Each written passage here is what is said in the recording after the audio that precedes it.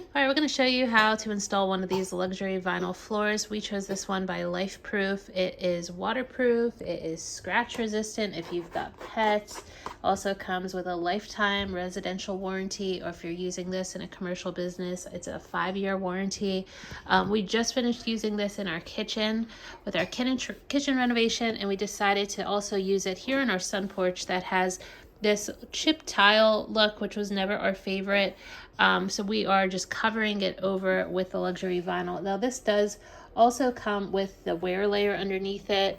It's got the underlayment already built into it, so you don't have to add anything between your subfloor and the and the vinyl plank. Okay, so here's the components of it if you're looking at maybe doing one of these. It's a tongue and groove installation on here. So basically whatever your last one is, you're going to make put that up against it. We'll show you guys how to actually go ahead and install. But to get started, we'd recommend just using a full plank on that first line. And then you never want to go shorter than 8 inches on your plank, just because it needs to have that weight and that pressure down on it. So you don't want to go too short with it, 8 inches. So basically start with that first full plank. We're doing it here. We've got sort of a more narrow section of this room, so we made it go horizontal that way.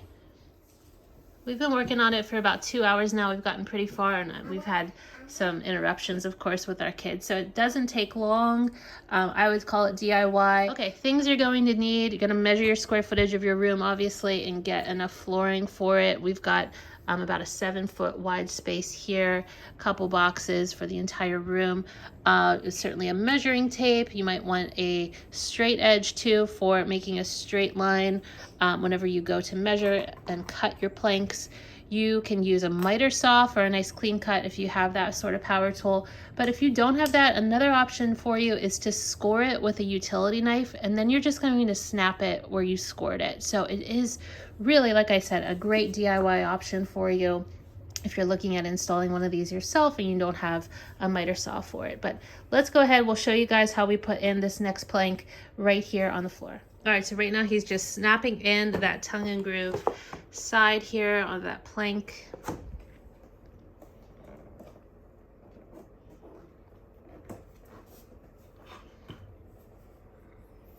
All right, taking a mallet.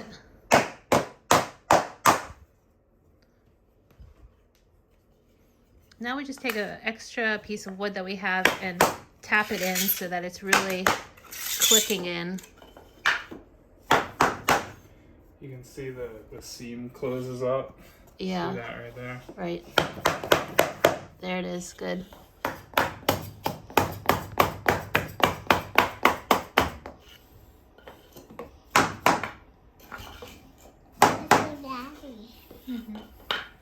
All right, so what do you do if you come to a corner like this where it's not going to be even if you were to stop here, you know? So let me show you guys what we've kind of figured out here. We're going to take a full plank, and Mike has just slid it to right there. Now he's drawing a line right where this corner is, so he's bringing it out. Okay, he's drawing that first line there. Next, okay, he's making it straight. Okay, next line. It's for the depth of the notch. Yeah, it's for how this section right here. So he's going to line it up again and make that notch, that line that comes out from the wall. So now he knows when he takes this to the saw that this with the X's, this is all going to be cut out, and that's going to allow us to slide that board so that it wraps around this corner and still remains at the same level across the room. Okay, here's that piece that we just cut out. Mike just cut out and is popping it back in. See if it's a good fit. Perfect. Nice.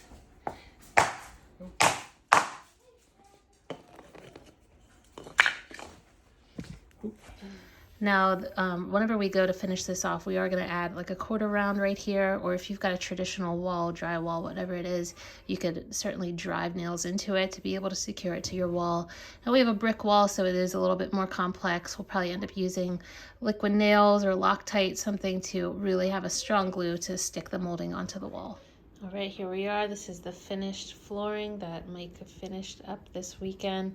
We're loving it. It's such a nice warm tone, kind of a mid-range tone, not too light, not too dark, and it continues here into the kitchen as well. So really kind of easy to put in, didn't take us too long, maybe about 2 days total. Really wasn't, we weren't working on it continuously, and we did have to go to the store during that time, but would recommend it. We've heard from a lot of you that you also have this LifeProof brand and also love it as well. So really pleased with it.